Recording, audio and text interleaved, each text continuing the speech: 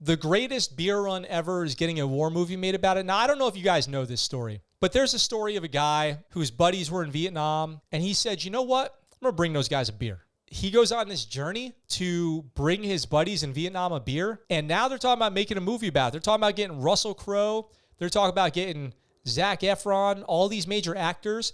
And what I have here is a video about this. Let's watch this video. It's a little long, but I think it'd be fun for us to watch together. Let's check this out and see what's up with the greatest beer run ever, the true story, and if there's going to be a movie. All of these guys grew up in the neighborhood, in my neighborhood, Inwood, in northern Manhattan. And during Vietnam, as it went on and on and on, most of the kids in Inwood were either there, or on their way there, or on their way back from there. A lot of my friends were serving in Vietnam. I just wanted to go over there and buy them all a beer. That's what I did.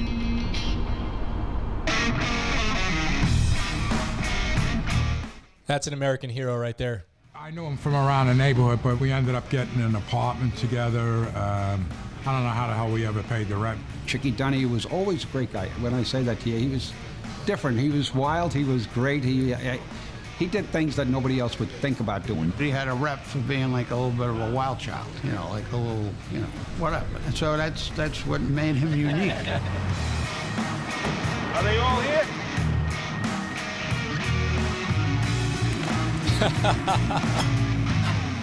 Hey, Dunny. What's this, the USO? How are you, brother? I'll never forget the look at your face. Like it was yesterday. Wow. Holy shit. 47 years. Ricky had to give up his punch off here. Wow. So I'm in a bar, and it's Georgie Lynch was tending bar, and he was going on about the demonstrators marching through Central Park. And he says, Chicky, I want you to give me Siemens papers. Well, Siemens papers is like an ID card. I said, George, what the hell do you want my papers for? He says, this is bullshit, all that stuff going on down there, all them commie, pinko, lefties demonstrating against our guys. Somebody's got to go over and buy them a beer. Yeah, he was a patriotic man. So I said, listen, George, the next time I go to Vietnam, I'll buy the guys a drink, okay? I'll take care of it for you. Don't worry about it. See, I'd been there twice before. I was a merchant seaman at the time. I said, okay, I'll do it. So a merchant seaman, there's these merchant marines. They are civilians who provide naval support, supply, and logistics. They do a great and important mission. They work with the U.S. Navy. They're protected by the U.S. Navy. I deployed on a merchant marine ship with Justin in the chat, and it was one of the best fun times on a ship you'll ever have. So just so you guys know what a merchant seaman is, these guys are interesting. They're pirates. Like, merchant marines are basically pirates. So just a little background what that is. Just get me the names. I didn't think I could do it, to tell you honestly. I said, I'll give it a try. It was one of them things. I come to the bar the next day. He had your mother there. I didn't even know she was dating. No, she was waiting there for me. He assured her that I was going to go over to Vietnam and find her Tommy. And the next day, George had all the addresses, and I was in. I went down to the Union Hall, threw in my card. And there on the top of the list was the SS Drake Victory heading for Vietnam. My last 2 times in Vietnam, I didn't see no danger. I didn't experience any real firefights or bombings or anything. You know, to me, it was the Bronx or something. I was going to work other guys' shifts and then have them owe me shifts. And when we got to Vietnam, I didn't think it would take me more than 2 or 3 days to see these guys. So I had to make up this story that I was going to see my stepbrother. And we just lost Mom. I gave him a sob story. And as it worked out, they pulled into Quinnon. I saw these MPs, they were coming on the ship, and they had their numbers painted on their helmets. I think it was 127 MP. I looked at my list, and it's the same number. I said, Christ, that's Collins' address. Yeah. I'm looking over the ship, and the next thing is I see Chicky Dunny. I said, what the hell are you doing here? He says, I came to see you. That's exactly what you said. He asked me who I was with. I said, I'm with you. He's in a combat zone, and here he is walking around like he's going on a golf outing or wherever the hell he's going. Hey, Getting over his initial surprise, just slapping each other on the back. Hey, it's great. And he says, what are you doing? I told him what I was doing. Took out a beer. We drank it. he'd have warm beer on. Where the hell are you getting this thing? I mean, you just got in country. Where the hell did you get it from, you know? But that was chick. I took a case of Pabst. If I had a burlap bag, I had at least 18 cans or so. We got drunk, needless to say. And that lieutenant actually tried to interfere with us singing well, you straightened about. He brought his buddies along, and we went to a number of bars. I guess we were in one bar, and I was never forget a big Texan guy there, and he had a first air cav patch on, and that was the next guy on the list, Ricky Dugan. I said, oh, wow. I don't think I was in the country 48 hours, and that would have been two guys I found already. So I used the same scenario. Looking for my stepbrother, you know, he's up there. Is there any way of getting a ride with you? You be on a tarmac at 0800 hours, and I'll take you up to see your stepbrother. The balls on this dude, the sack on this guy to pull this off just without even thinking about it. How crazy is it also that when you were in Vietnam, you could be in the city and feel like a war wasn't even going on. Then you could go out into the jungle and be in the worst, combat you could ever imagine in your life. That's so crazy. Boy. I got off the plane, and they didn't have bathrooms on their planes. So I relieved myself in the tall grass there. And a guy walked over to me, he says, hey, what are you, some kind of animal? You're in the real world now. I'm looking at him. He thinks this is the real world. The sergeant says, who's this guy? Who are you? He said, I'm looking for Rick Dugan. And all the time I thought it was going to blow up. All the time I thought some major was going to say to me, hey, what the hell are you doing here? This guy seemed to be the type of guy you could tell the truth to. I don't know why, I guess. I said, I promised him I'd come up and buy him a beer. Holy shit, he says, I don't believe this. He says to the guy, he says, call him in here. First of all, this was uncharted territory for the most part. There weren't a lot of military installations that far north, and we were setting up and digging our foxholes and so on and so forth, and then I get a message on the radio that I have to come back into the main perimeter.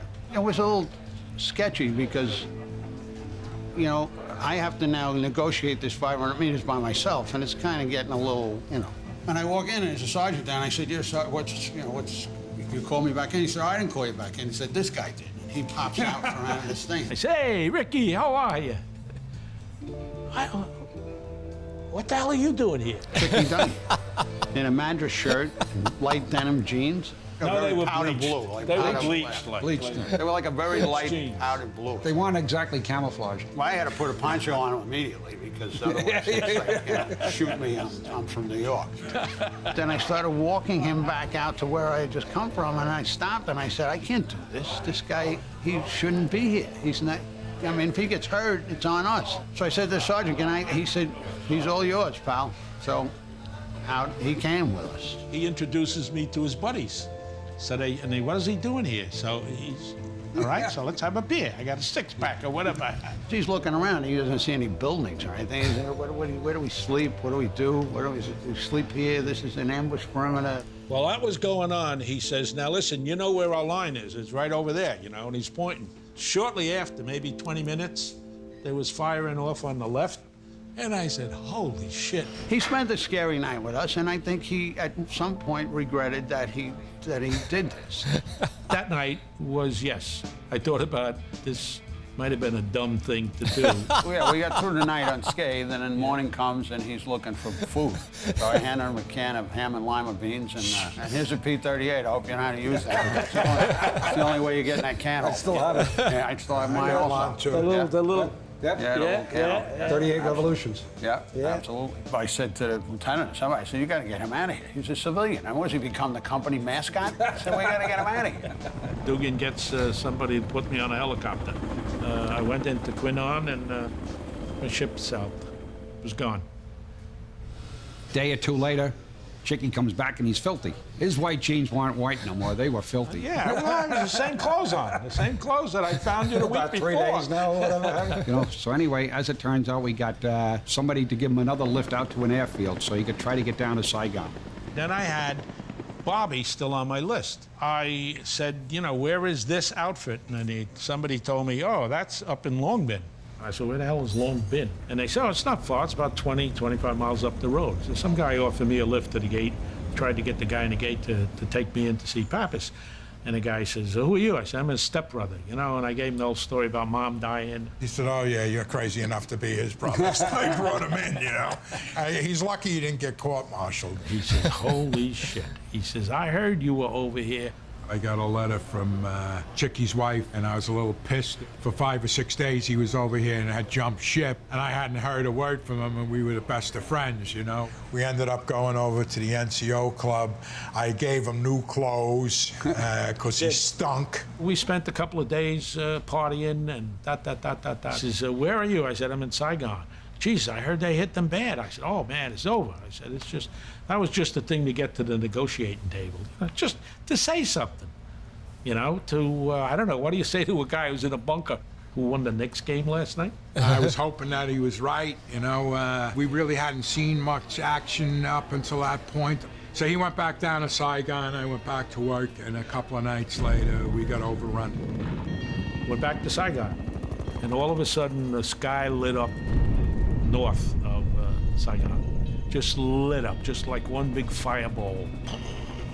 Somebody with some authority says, that's got to be the ammo dump. And that's the same ammo dump that Bobby was in the center of. Hitchhiker ride back up there. Went back to the same gate. And I walk in the doorway, and Bobby looks at me, and he screams at the top of his lungs, you effing this and that, you told me the effing war was over. He says, look at this place. Do you think there's effing war? He kind of exaggerates the story a little bit, or maybe I don't remember it quite as much. I know that I ribbed him a little bit about it. Oh, yeah, the war's over. Thank God you came and told me, you know. I thought for sure he was dead. And here he was calling me every rotten name in the book, and it just made me happy. I said, there's nothing wrong with my buddy. This guy's fine. Nothing wrong with him. Of course, we went drinking, and then the next day I got him a ride back down to Saigon, and that was the last I saw of him.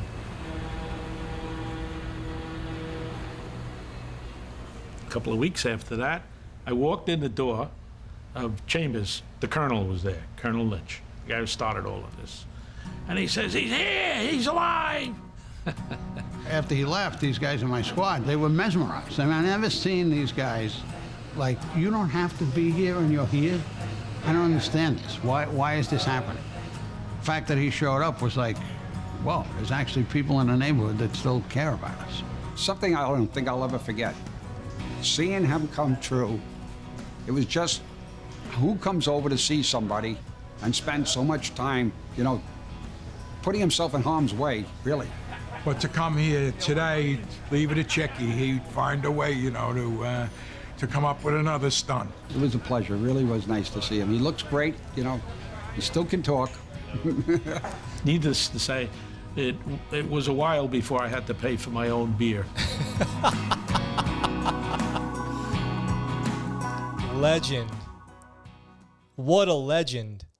What a story. What do you do with that? There's no topping that. That's as good as it gets. That's as good a military story as you'll ever get. I hope that they make a movie about that so bad. I can't wait to see a movie about that.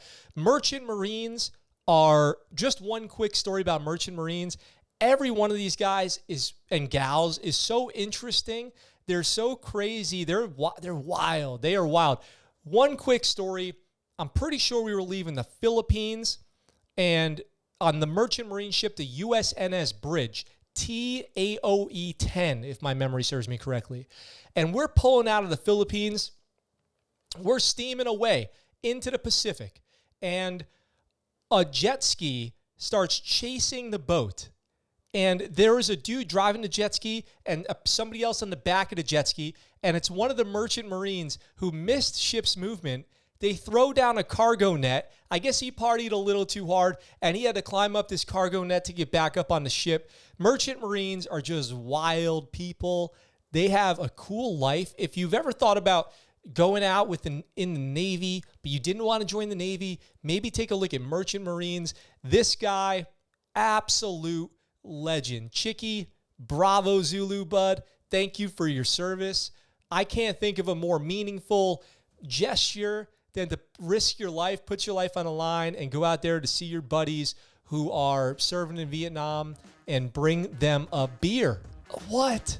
I'd love to hear what you guys think in the comments about that. And that is out of control awesome. What's up, guys? Thanks for watching that video. I hope you enjoyed it. If you did, go ahead and hit that subscribe button up in the corner here and check out this next video. If you want, in the description down below, there's links where you can get ScuttleButt Show merch and find out how you can support the channel. I really appreciate it, and I look forward to talking to you guys very soon.